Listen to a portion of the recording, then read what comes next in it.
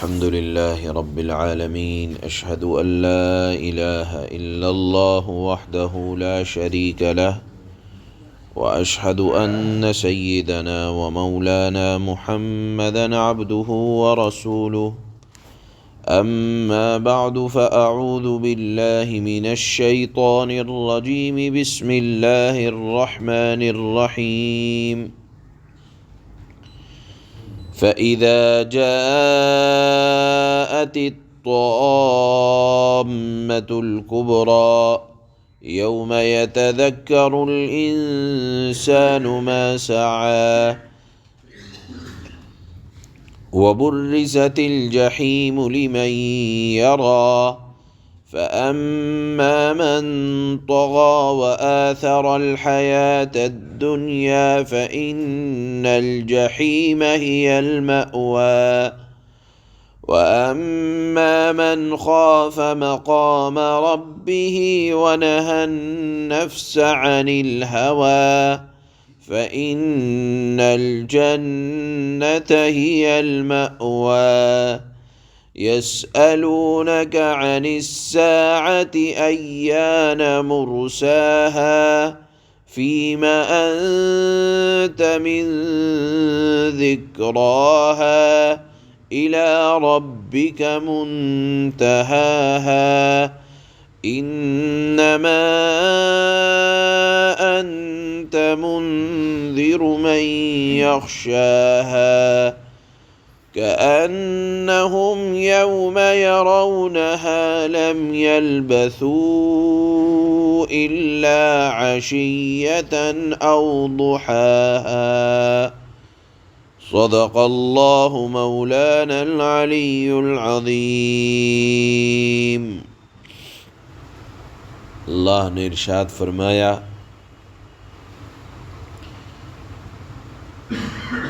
کہ جس دن قیامت کا دن ہوگا جو بدلے کا دن ہے، اس کا منظر ان آیات میں سے پہلی آیتوں میں اللہ نے پیش فرمایا کہ قیامت کا حادثہ کوئی چھوٹا موٹا حادثہ نہیں ہوگا۔ طامۃ الکبریٰ، وہ بڑے ہنگامے کا دن ہوگا۔ اس دن انسان کو اپنے اچھے برے کیے کا سب یاد آ جائے گا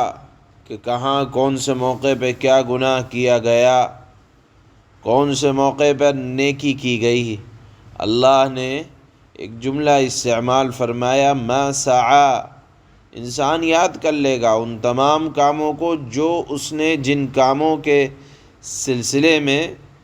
کوششیں کی ہیں۔ اللہ نے فرمایا آگے وَبُرِّزَتِ الْجَحِيمُ لِمَنْ يَرَى، کہ دوزخ بھی اس کے سامنے کر دی جائے گی۔ آج تو انبیاء کے ذریعے سے اس کی نشانیوں کو، علامتوں کو، اس کی کیفیتوں کو دنیا میں بیان کیا جاتا ہے، لیکن قیامت کے دن کھلی آنکھوں سے دیکھیں گے کہ ہمارا انجام یہ ہونے والا ہے۔ کون دیکھے گا؟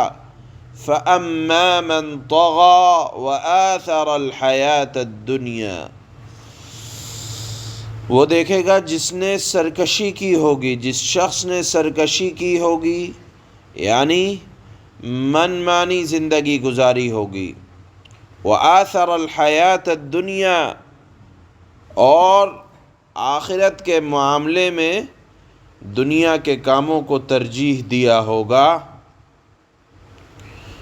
فَإِنَّ الْجَحِيمَ هِيَ الْمَأْوَى، اللہ نے ارشاد فرمایا کہ دوزخ ایسے لوگوں کا ٹھکانہ بننے والی ہے۔ اگر آپ غور کریں تو محسوس یہ ہوگا کہ جہنم میں جانے کے دو سبب اللہ نے ذکر فرمائے۔ ایک تو اللہ کے احکامات سے تجاوز کرنا، اللہ نے زندگی گزارنے کے جو اصول بیان فرمائے ان سے آگے بڑھنا، پہلا سبب ہے جہنم میں جانے کا۔ دوسرا سبب ہے کہ دین کے مقابلے میں دنیا کو ترجیح دینا۔ گویا کہ تمام برائیوں، فسادات اور تمام طرح کی ذلتوں کا ایک سبب ہے حد سے تجاوز۔ اللہ نے جو زندگی گزارنے کے طور طریقے، جس کو دین شریعت کہا جاتا ہے، جس کو بیان کیا قرآن میں، اللہ نے جس کا ذکر فرمایا اللہ کے نبی نے احادیث میں، جو طریقہ اور راستہ پر چلے حضرات صحابہ اکرام، ان سے تجاوز کرنا یہ طغا کہا جاتا ہے، حد سے تجاوز۔ دوسری چیز ہے جہنم میں جانے کا سبب کہ دنیا کے معاملات کو ترجیح دینا، کہ فلانا ناراض نہ ہو جائے، یا اس طریقے کی بات کرنا کہ اللہ کے مقابلے میں لوگوں کے درجے کو بڑھا دینا۔ یہ ہے دنیا کے معاملات کو یا دنیاوی زندگی کو ترجیح دینا، اللہ کے حکم کے مقابلے میں لوگوں کے احکامات کو ترجیح دینا، یا اللہ کے احکامات کے مقابلے میں دنیاوی لذتوں کو اوپر کرنا، یہ ہے دنیا کو ترجیح دینا۔ اللہ نے فرمایا فَإِنَّ الْجَحِيمَ هِيَ الْمَأْوَى، کہ ایسے لوگوں کا ٹھکانہ جہنم ہوگا۔ اس کے مقابلے میں وہ لوگ ہیں جو اللہ سے ڈرتے ہیں، تو ان کے بارے میں اللہ نے فرمایا وَأَمَّا مَنْ خَافَ مَقَامَ رَبِّ، جو بندہ بھی اپنے رب کے سامنے کھڑے ہونے سے ڈرا۔ ڈرنے سے مراد کوئی ایسا ڈرنا نہیں ہے جیسے آدمی شیر سے، جانور سے، حیوانات سے ڈرتا ہے، بلکہ مراد یہ ہے کہ اللہ کے احکامات کی پابندی کی، اور اس بات سے ڈرتا رہا کہ کہیں مجھ سے رب العالمین کے احکامات کو ادا کرنے میں کوتاہی نہ ہو جائے۔ مراد یہ ہے کھڑے ہونے سے، اپنے رب کے سامنے کھڑے ہونے سے ڈرنے سے مراد یہ ہے کہ زندگی کا ایک ایک قدم سوچ کر سمجھ کر اٹھا رہا ہے کہ مجھے اللہ کے سامنے اپنی زندگی کے ایک ایک لمحے کا حساب دینا ہے، اعمال کا حساب دینا ہے، لہذا کہیں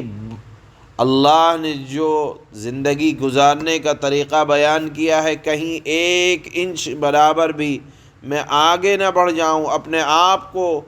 قیودات میں، اپنے آپ کو پابندیوں میں رکھتا ہے، تو اللہ نے فرمایا ایسا آدمی ہے جو اپنے رب سے ڈرنے والا ہے، اور ساتھ میں وَنَهَى النَّفْسَ عَنِ الْهَوَىٰ، اپنے نفس کو ناجائز اور حرام خواہشات سے روکے رکھتا ہے،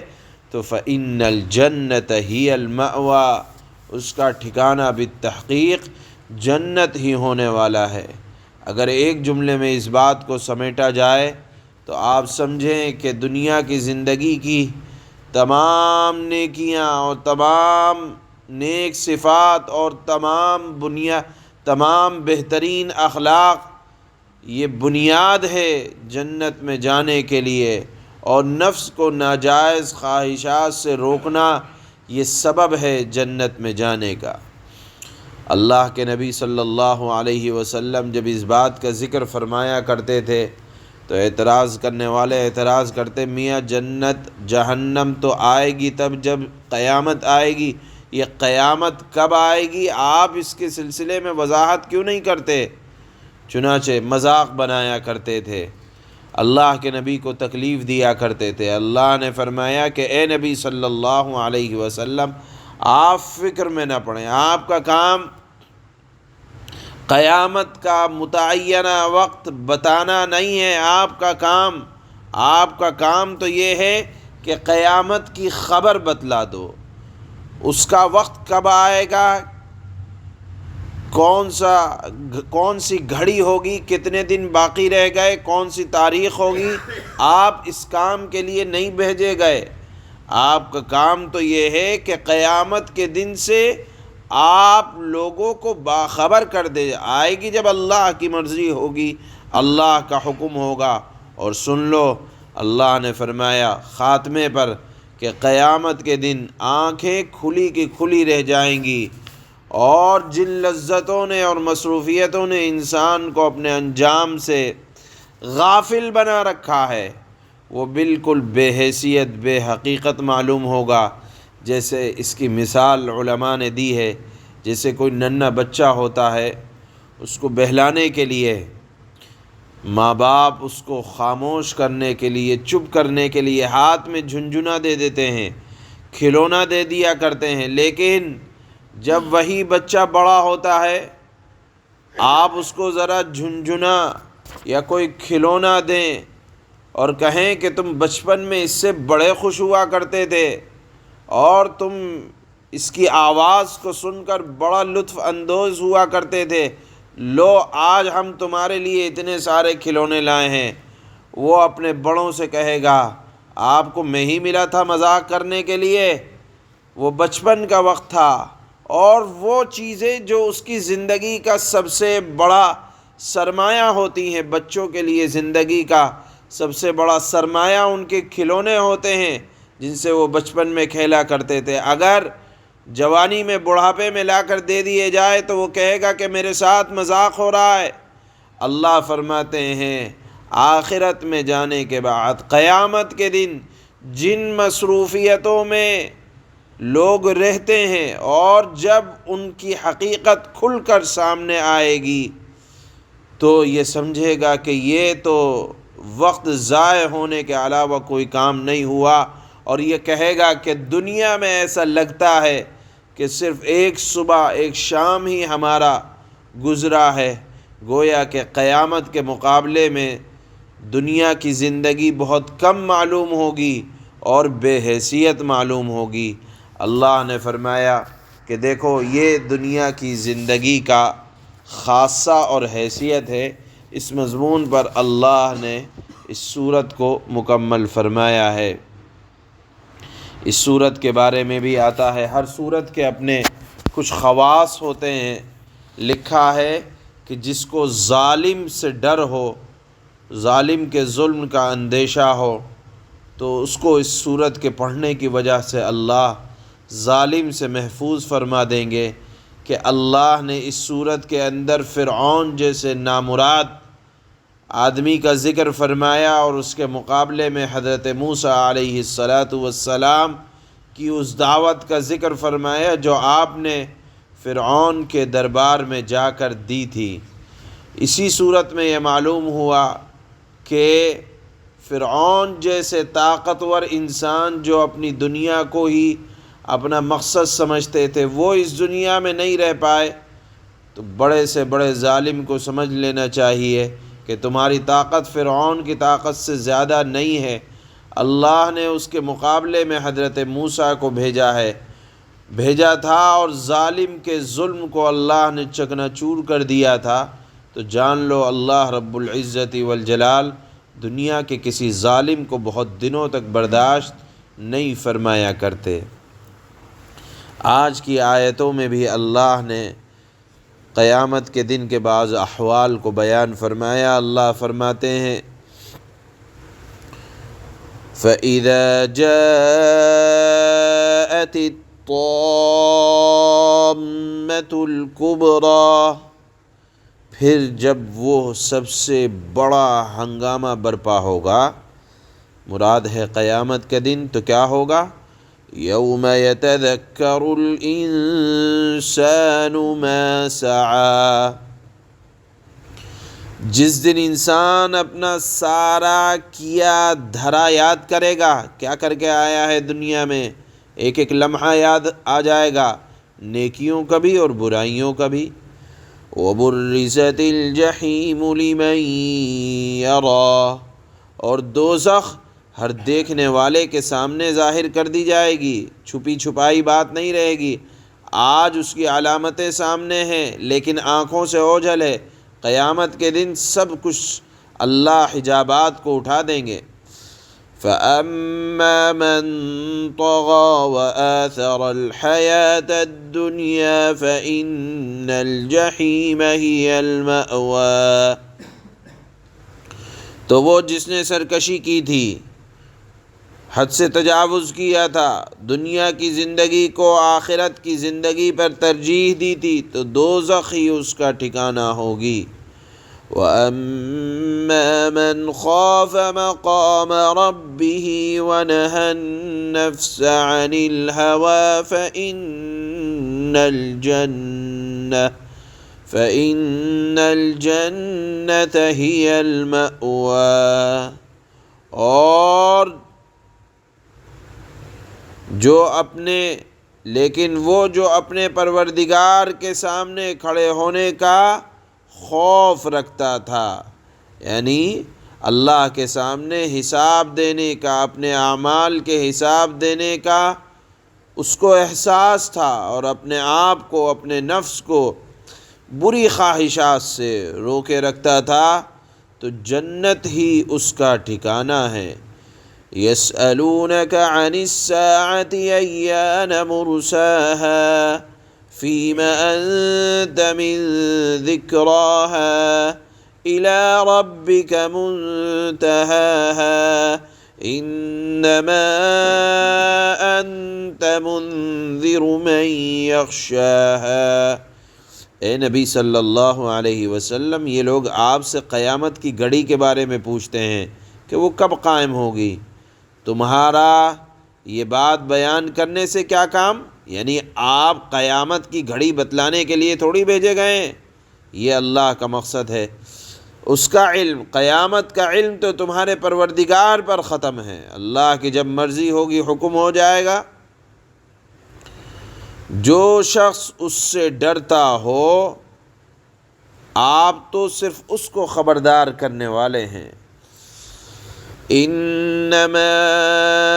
انت منذر من يخشاها كأنهم يوم يرونها لم يلبثوا إلا عشية أو ضحاها۔ آپ تو صرف اس کو خبردار کرنے والے ہیں جو قیامت کے دن سے ڈرتا ہو، یا جو اللہ کی ذات سے ڈرے، آپ اس کو خبردار کر دیں۔ جس دن یہ قیامت کو دیکھ لیں گے، اس دن، یا قیامت کے دن کی سختی کو دیکھ لیں گے، اس دن انہیں ایسا معلوم ہوگا جیسے وہ دنیا میں یا قبر میں ایک شام یا ایک صبح سے زیادہ نہیں رہے۔ سبحان اللہ۔